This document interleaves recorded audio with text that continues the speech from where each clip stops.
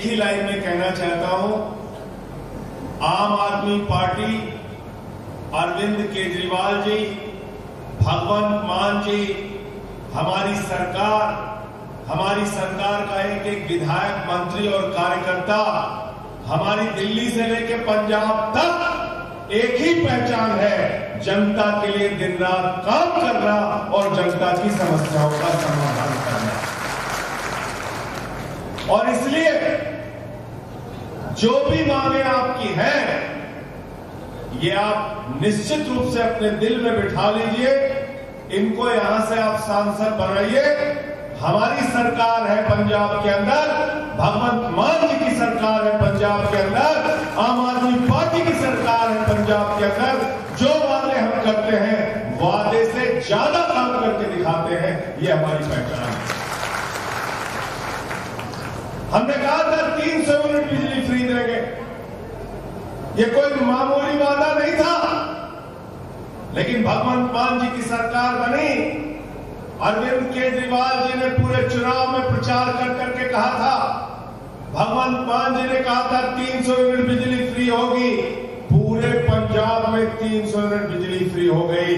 गरीब के घर में बिजली तो आनी चाहिए, लेकिन उस बिजली की कोई कीमत नहीं होनी चाहिए, ये हमने तय किया। मोहल्ला क्लिनिक बनाया जा रहा है यहां पे, जहां दवाएं मुफ्त मिलती हैं, इलाज मुफ्त होता है, जांच मुफ्त होता है। पंजाब के अंदर अच्छे स्कूल बनाए जा रहे हैं।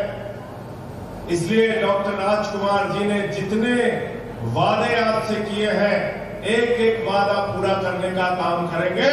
सरकार हमारी है, इनको यहां से सांसद बनाइए और जिताइए, ये आपसे वादा करना चाहता हूं। दूसरी बात साथियों और दोस्तों, एक बहुत बुरे दौर में हम लोग जी रहे हैं। एक राष्ट्रीय संकट है इस देश के सामने इस वक्त, और यह संकट कोई मामूली संकट नहीं है। यह संकट है बाबा साहब डॉक्टर भीमराव अंबेडकर के संविधान के ऊपर। यह संकट है भारत में आरक्षण की व्यवस्था के ऊपर। यह संकट है आपके चुनाव की व्यवस्था के ऊपर, भारत के लोकतंत्र के ऊपर। देश के प्रधानमंत्री नरेंद्र मोदी जी, आरएसएस और बीजेपी, ये बाबा साहब डॉक्टर भीमराव अंबेडकर के संविधान को खत्म करना चाहते हैं। ये हमारे आरक्षण की व्यवस्था को खत्म करना चाहते हैं। दलितों को, पिछड़ों को, आदिवासियों को जो आरक्षण का हक मिला है, वो हक आपसे छीनना चाहते हैं और चुनाव को देश के अंदर खत्म करना चाहते हैं। इन तीनों बातों का उदाहरण देकर आपके सामने अपनी बात रखूंगा। याद कीजिए, आरएसएस और भारतीय जनता पार्टी, इनका इतिहास पढ़ लीजिएगा। 1949 में जब बाबा साहब भारत का संविधान बना रहे थे, पूरे देश के अंदर भारतीय जनता पार्टी तो तब नहीं थी, उस समय आरएसएस हुआ करती थी। बाबा साहब के पुतले इन लोगों ने पूरे देश में जलाए और कहा कि ये संविधान भारतीयता के खिलाफ है। उस दिन से संविधान का विरोध कर रहे हैं। याद करिए इनके आरक्षण की व्यवस्था के बारे में। जब 89 में मंडल कमीशन लागू हुआ, पूरी की पूरी बीजेपी आरक्षण के खिलाफ खड़ी हो गई। और इतना ही नहीं, 2015 में मोहन भागवत ने कहा आरक्षण खत्म होना चाहिए। आरएसएस के नेता मनमोहन वैद्य ने कहा आरक्षण से अलगाववाद पैदा होता है। इनके एक नेता है, इनकी पार्टी के प्रवक्ता है अमित मालवीय, एक बार नहीं, दो बार नहीं, 7 बार बयान दिया कि इस देश के अंदर आरक्षण खत्म होना चाहिए। और तो और एक सांसद है इनका तेजस्वी सूर्या, वो कहता है आरक्षण तो गंदा दलदल है। मैं मेरे भाइयों और दोस्तों आपसे कहने के लिए आया हूं, आरक्षण बचाने के लिए इस बार डॉक्टर राजकुमार को अपना वोट देना, भारत के संविधान को बचाने के लिए, क्योंकि यह संविधान 144 करोड़ लोगों को हक देता है। यह संविधान कहता है हिंदू को भी पूरे हक से जीने का अधिकार है देश में, सिख को भी पूरे हक से जीने का अधिकार है इस देश में, मुसलमान को भी पूरे हक से जीने का अधिकार है इस देश में, ईसाई को भी पूरे हक और अधिकार से जीने का अधिकार है इस देश में, दलित को भी पूरे अधिकार से जीने का अधिकार है, पिछड़े को भी पूरे अधिकार से जीने का अधिकार है। अगड़ा हो, पिछड़ा हो, दलित हो, सवर्ण हो, किसी भी जाति धर्म का व्यक्ति हो, 144 करोड़ लोगों का मुल्क है। मैं मोदी जी से कहना चाहता हूं, ये मुल्क बाबा साहब के संविधान से चलेगा, किसी नरेंद्र मोदी के फरमान से नहीं चलेगा। तानाशाही का आलम है इस देश के अंदर। चुनाव को खत्म किया जा रहा है। अभी देखिए सूरत के अंदर बीजेपी ने वहां पर एक कैंडिडेट का अपहरण कर लिया, बिना चुनाव के चुनाव जीत गए। चंडीगढ़ में देखिए हमारा मेयर जीता था, आम आदमी पार्टी का मेयर जीता था, हमारे वोट चुरा लिए और बीजेपी का मेयर जिता दिया। मैं तो धन्यवाद देना चाहता हूं भारत के सुप्रीम कोर्ट को। हमारे मुख्य न्यायाधीश ने कहा, भाजपा वालों तुमने बेईमानी की है, आम आदमी पार्टी का मेयर जीता है और आम आदमी पार्टी का मेयर बनेगा। अरुणाचल प्रदेश में 10 विधायक बगैर चुनाव के वहां पे जीत गए। तो मैं आपसे कहना चाहता हूं, ये संविधान को खत्म करेंगे, ये आरक्षण को खत्म करेंगे, ये चुनाव की व्यवस्था को खत्म करेंगे। यहां पर किम जोंग और पुतिन का मॉडल लागू करना चाहते हैं, इसलिए अब की बार वोट में हिस्सा लेकर तानाशाही का अंत करने का काम कीजिए। ये ताकत आपके अंदर है, आप इस देश के मालिक हैं। फर्जी नारों के चक्कर में मत पड़ना। क्या नारा दे रहे मोदी जी? कह रहे 400 पार, 400 पार, 400 पार। गए बंगाल में कहने लगे 200 पार, 200 पार, 200 पार। आई 73 सीट। गए झारखंड में कहने लगे 65 पार, 65 पार, 65 पार। आई 23 सीट। गए महाराष्ट्र में कहने लगे 150 पार, 150 पार, 150 पार। आई 105 सीट। गए कर्नाटक में कहने लगे 130 पार, 130 पार, 130 पार। आई 65 सीट। गए हरियाणा में कहने लगे 75 पार, 75 पार, 75 पार। आई 40 सीट। गए दिल्ली में कहने लगे 45 पार, 45 पार, 45 पार। आई 8 सीट। गए मिजोरम में कहने लगे 21 पार, 21 पार, 21 पार। आई 1 सीट। अब कह रहे 400 पार, 400 पार, 400 पार। जनता के लिए तड़ी पार, तड़ी पार, तड़ी पार। तड़ी पार करना है कि नहीं करना है, इनको बताओ। करना ना, हाथ उठा के बताओ। करना है ना तड़ी पार? तो राजकुमार जी को जिताना होगा। मैं राज्यसभा में हूं, आपकी लड़ाई लड़ने में कोई कमी छोड़ता हूं क्या? बताओ जरा, कोई कमी छोड़ता हूं क्या? किसानों का मसला आया था, मैं टेबल पे खड़ा हो गया और मैंने माइक तोड़ दिया। भाजपाइयों ने कहा संजय सिंह ने तो माइक तोड़ दिया, संजय सिंह ने तो माइक तोड़ दिया। मैंने कहा बेईमानो, अगर तुम किसानों की हड्डियां तोड़ोगे तो मैं माइक तोड़ूंगा, यहां चुपचाप बैठने के लिए नहीं आया। और अभी क्या हुआ डॉक्टर राजकुमार जी? अभी क्या हुआ कुछ दिन पहले? कहां गया राजकुमार जी? अभी यहां पे जिसका नाम मैंने लिया, देश के गृह मंत्री, क्या कहते हैं भाई उनको आप लोग? गृह मंत्री को क्या बोलते हैं? क्या बोलते हैं? जोर से बोलिए ना, सुनाई पड़े। वो आए थे लिया तो क्या बोला गृह मंत्री ने? कहने लगे भगवंत मान की सरकार हम गिरा देंगे। मैं अमित शाह से कहना चाहता हूं, पंजाब का इतिहास पढ़ो, पंजाबियों का इतिहास पढ़ो, पंजाब के संघर्ष को पढ़ो, पंजाब के बहादुरी की गाथा को पढ़ो। पंजाब के अगर इतिहास को पढ़ोगे तो याद रख लेना, पंजाब नादिर शाह के आगे नहीं झुका। अमित शाह की क्या औकात है, मैं कहना चाहता हूं। तुम पंजाब के लोगों को धमका रहे, तुम यहां की सरकार गिरा दोगे। अरे 92 सीटें दी आम आदमी पार्टी को, 5 साल तक ये सरकार चलेगी और इतना अच्छा काम जनता के लिए हम लोग करेंगे कि फिर उसके बाद 5 साल के लिए जनता हमको चुनकर भेजेगी, जनता हमको जिताने का काम करेगी। साथियों और दोस्तों, आज जब अपना वोट देने के लिए जाना तो अपने तराजू में तौल के जाना किसका काम भारी है। जिसका काम भारी हो, जिसका काम वजनदार हो, उसको वोट देने के लिए काम करना, उसको वोट देने के लिए काम करना। साथियों और दोस्तों, एक सरकार है मोदी जी की सरकार, जितने वादे आपसे किए कोई वादा पूरा पूरा नहीं किया। बोले 2 करोड़ नौकरी देंगे, नौजवानों को धोखा दिया। 82 करोड़ लोगों को राशन की लाइन में खड़ा कर दिया। कहने लगे पक्का मकान देंगे 15 अगस्त 2022 तक। इस देश के लोगों से झूठ बोला। कहने लगे काला धन लाएंगे, 15 लाख हर खाते में पहुंच जाएगा। इस देश की जनता से झूठ बोला। कहने लगे बुलेट ट्रेन चलेगी, झूठ बोला। कहने लगे हमारे देश के किसान भाई अन्नदाता तुम्हारी आमदनी 2 गुना कर देंगे, एमएसपी लागू करेंगे स्वामीनाथन आयोग के रिपोर्ट के हिसाब से। स्वामीनाथन आयोग की रिपोर्ट तो दूर की बात है, लाठियों से पीटा किसानों को, गोलियां चलाई उनके ऊपर, आंसू गैस के गोले छोड़े। हमारे किसान भाइयों की सड़कों के सामने, आंदोलन के सामने कीड़े डाल दी, ऐसे कि वो पाकिस्तान से आए हुए हैं, ऐसे कि वो चाइना से आए हुए हैं, ऐसे कि वो दुश्मन देश के नागरिक हैं। मैं आज से हाथ जोड़कर आपसे विनती करने के लिए आया हूं। 750 किसानों ने किसान आंदोलन में अपनी शहादत दी है। पंजाब के लोगों, उस शहादत का बदला इस चुनाव में लेना। अब की बार राजकुमार जी को यहां से जिताना है, झाड़ू चलाने का काम करना।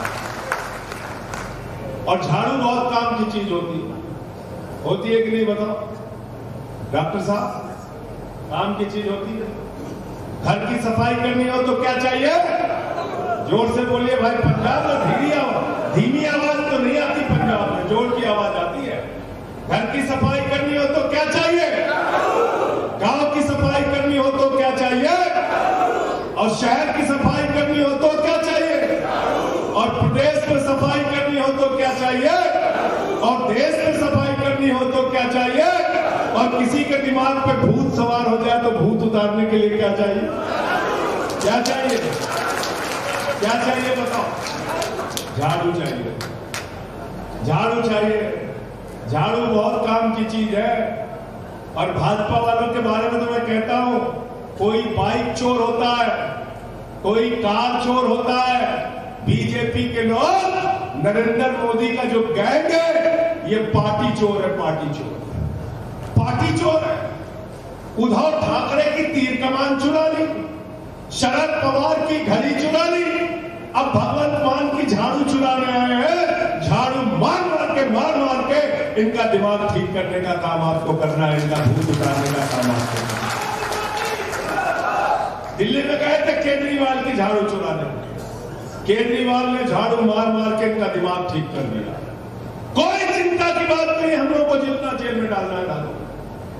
मनीष सिसोदिया को जेल में डाला, सत्येंद्र जैन को जेल में डाला, अरविंद केजरीवाल हमारे पार्टी के मुखिया को जेल में डाला।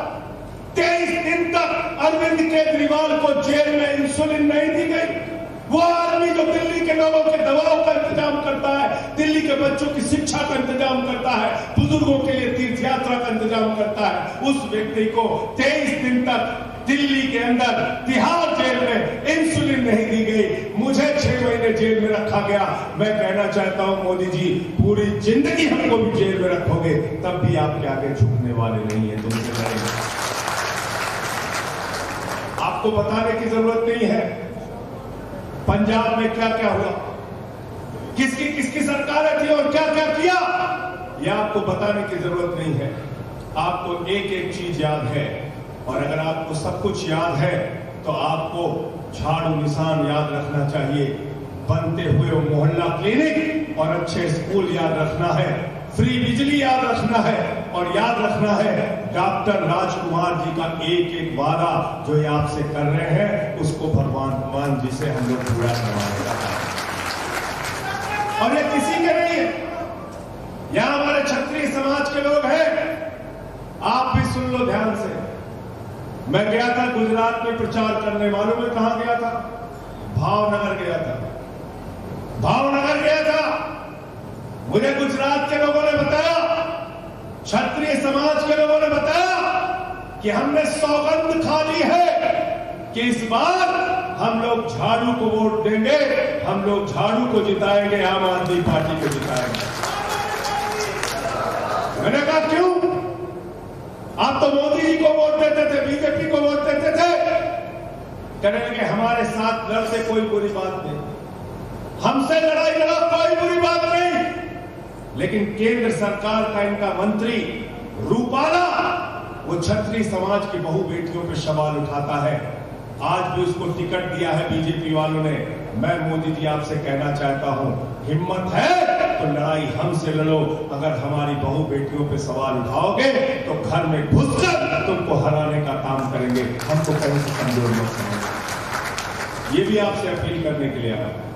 पूरे देश में राजस्थान हो, उत्तर प्रदेश हो, बिहार हो, गुजरात हो, हरियाणा हो, सबने सौगंध खाई है कि इस बार भारतीय जनता पार्टी को हराने के लिए आम आदमी पार्टी का साथ देंगे। जहां जहां आम आदमी पार्टी के लोग लड़ रहे हैं उनके साथ खड़े। मैं आप सबसे भी हाथ जोड़कर अपील करता हूं, अपने समाज के लोगों से भी अपील करता हूं, डॉक्टर राजकुमार जी को जिताइएगा। और सिर्फ जिताइएगा नहीं, इनके लिए प्रचार भी कीजिए, जा जाकर दूसरों का वोट भी दिलाइए इनको। तो मैं कह रहा था, तराजू में काम को तौल लेना।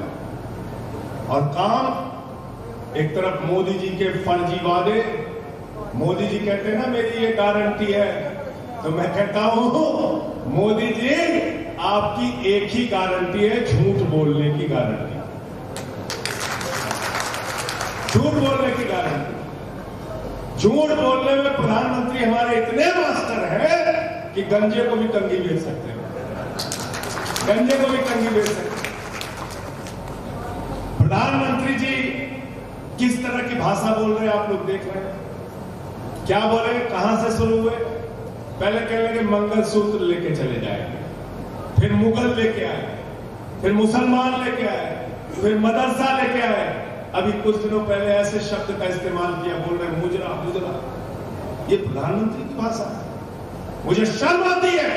ये भारत के प्रधानमंत्री की भाषा नहीं है, ये एक सड़क छाप व्यक्ति की भाषा है। प्रधानमंत्री की भाषा ऐसी नहीं होती। आप ऐसी बातें कर रहे हैं। आपको समाज में देश की गरिमा दुनिया के देशों में कितनी गिरती है, ऐसी भाषा आप बोलते हैं तो आपको समझ ही नहीं। कभी किसी को कुछ, कभी किसी को कुछ, कभी किसी को कुछ। आपके पास कोई काम नहीं है। दिन रात देश के प्रधानमंत्री, ED, CBI, income tax department, मैं तो बीजेपी के लिए नारा लगाता हूं, भाजपा के 3 है भाई, ईडी, आईटी, सीबीआई। इसी से कराना चाहते हैं। तो मैं आप सबसे विनती और प्रार्थना करने आया हूं।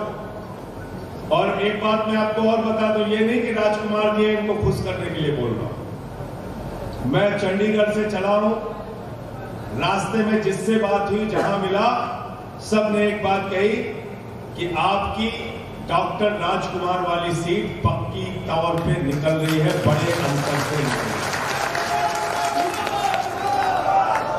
अब लोग तो ये मान रहे हैं, लेकिन सच करके दिखाता है मालिक। और मालिक कौन है लोकतंत्र में? कौन है लोकतंत्र का मालिक? हाथ उठा के बताइए। आप है मालिक। आप मालिक हैं।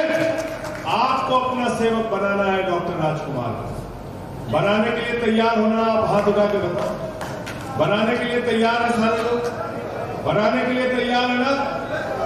तो पंजाब के उजले भविष्य के लिए, पंजाब के विकास के लिए, किसानों की तरक्की के लिए, इस क्षेत्र की तरक्की के लिए, और जो जो वादा ये करेंगे उसको पूरा कराने के लिए मैं आपसे विनती और प्रार्थना करता हूं, हाथ जोड़कर विनती और प्रार्थना करता हूं, हमारे इस भाई को लोकसभा में पहुंचा देना। राज्यसभा का मोर्चा हम संभालेंगे, लोकसभा का मोर्चा ये संभालेंगे। अगर 4 जून को मोदी जी की सरकार विदा हो गई तो और विकास के काम आपके लिए लेकर आएंगे। जो भी भूमिका तय करेंगे आप, उसको हम पूरा करने का काम करेंगे।